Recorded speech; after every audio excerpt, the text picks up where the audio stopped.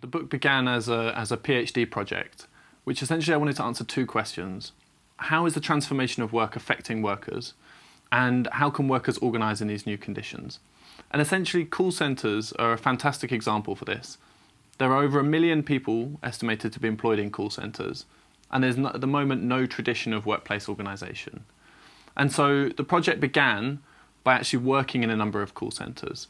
So developing the analysis from the experience of workers on the floor to understand the effects of this new workplace, this new kind of organisation, and how workers themselves could resist in this context.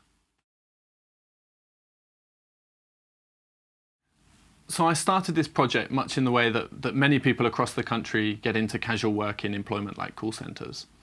By responding to a generic job advert that lists only the number of hours per week and the amount of pay that you're going to receive, I went into the first call centre that I worked in.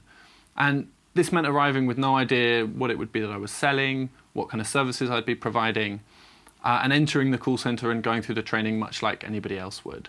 In the end, I ended up working in this call centre for over 6 months.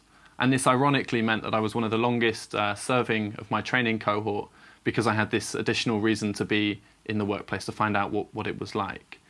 And I think that's what really gives this book its unique flavour. It gives that fine-grained detail. It gives the narrative of what it's like to work in a high-pressure call centre.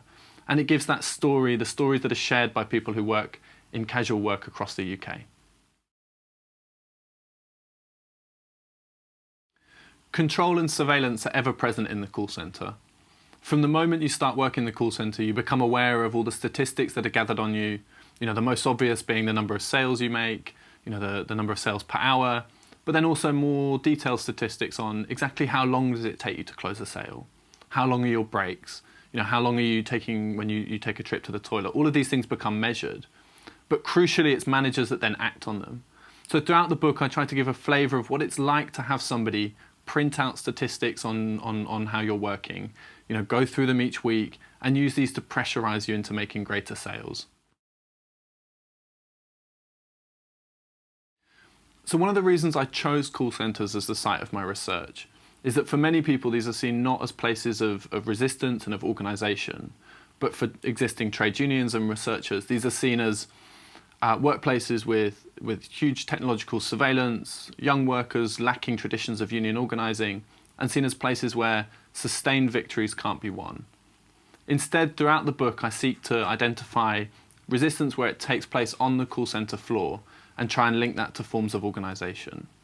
Instead of seeing these as places where workers can't win, finding those small examples of people contesting the frontier of control in the workplace.